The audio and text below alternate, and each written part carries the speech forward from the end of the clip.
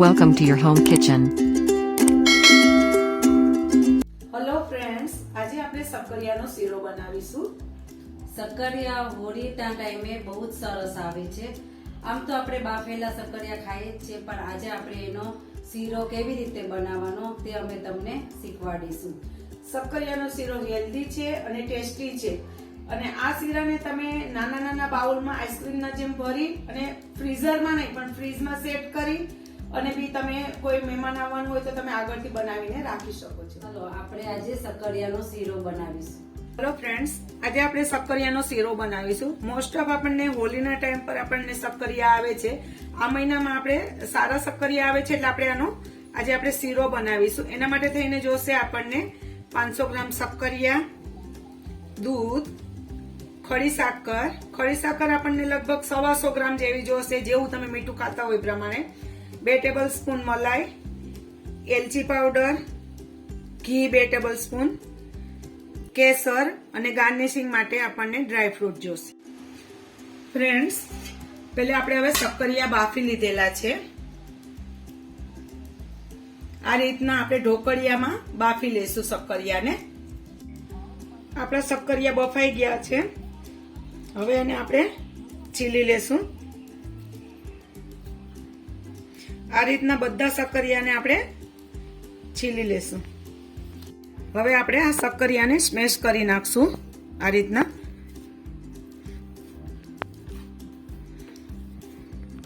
Pen મૂકેલી છે. હવે એમાં આપણે પહેલા ઘી નાખીશું.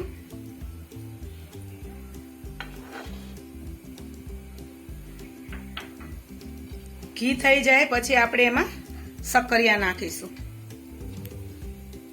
આ મેશ કરેલા સક્કરિયા છે અને એને થોડી વાર શેકાવા દેશું.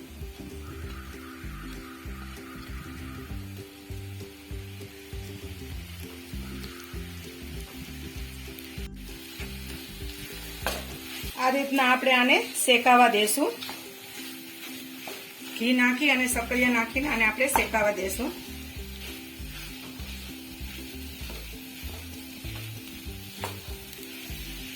સક્કરિયા છે તે સુપર ફૂડમાં આવે છે, બહુ હેલ્ધી કહેવાય છે.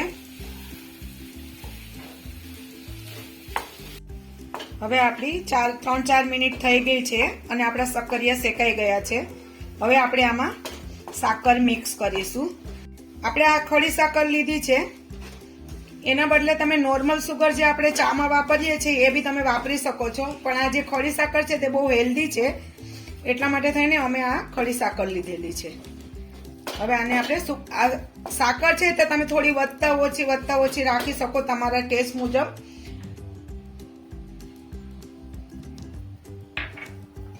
સાકર મિક્સ થઈ ગઈ છે. હવે આપણે આ ખડી સાકરને અમે ગ્રાઇન્ડ કરી લીધેલી હતી અને પછી નાખી છે. હવે આપણે આમાં દૂધ મિક્સ કરીશું.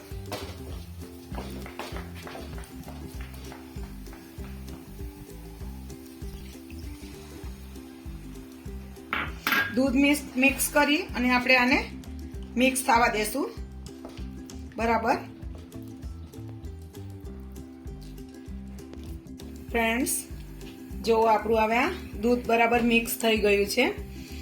આ મેં 500 ગ્રામ સક્કરિયામાં 1/2 લીટર દૂધ નાખ્યું છે.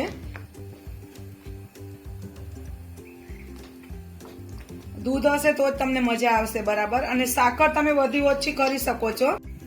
આ રીતના આપણે હલાવતા રહેશું ઘટ થાય ત્યાં સુધી.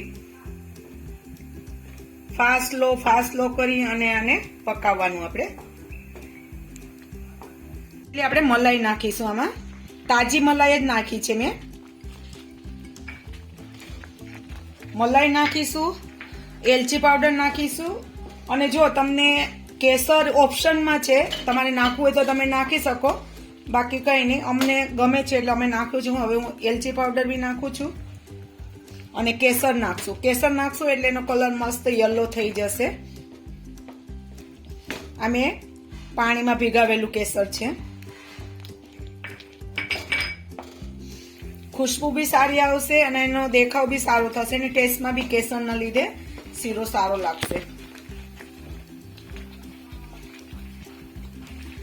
આ બહુ એકદમ ઘટ નથી હોતો શીરો, થોડો નરમ હોય છે.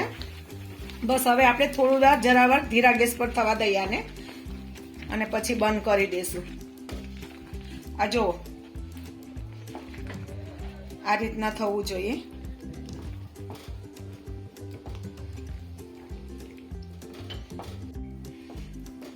ફ્રેન્ડ્સ, પહેલાના જમાનામાં જ્યારે સક્કરિયાનો શીરો બનાવતા તો ત્યારે એ લોકો તપેલામાં લાકડી આમ ગોઠવી અને સ્ટીમથી બાદ નીચે પાણી રહે અને ઉપર લાકડાથી એવી રીતના ગોઠવી દે અને ઉપર સક્કરિયા રાખે અને સ્ટીમથી બાફીને ખાતા. ઈ સક્કરિયાની તો મીઠાશ જ કઈ અલગ હોય.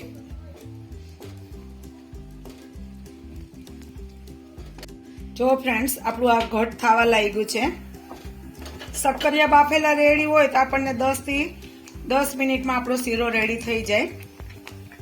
અને સક્કરિયા હંમેશા સ્ટીમમાં જ બાફવાના. ઢોકળિયાનો કુકર છે એમાં જ બાફવાનું. 3 મિનિટ સ્લો ગેસ પર થવા દીધું છે. બસ હવે આપણો શીરો રેડી થઈ ગયો છે.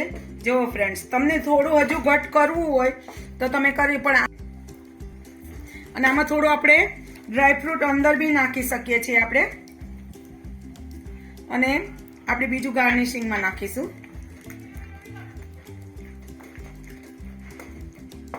બસ રેડી છે આપણો શીરો. હવે આપણે આને સર્વ કરીશું.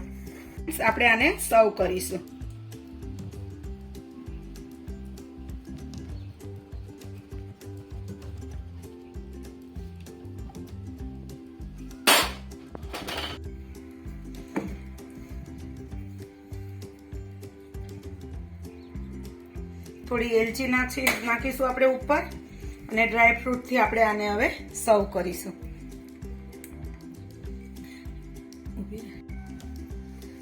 જો મલિકા, આપણો સક્કરિયાનો શીરો ટેસ્ટ કરીને મને કે અને વ્યુઅર્સને બી બતાવ કે કેવો બન્યો છે.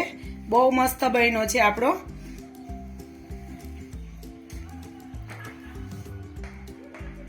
વાહ, યમ્મી! બહુ સરસ સક્કરિયાનો શીરો બનેલો છે.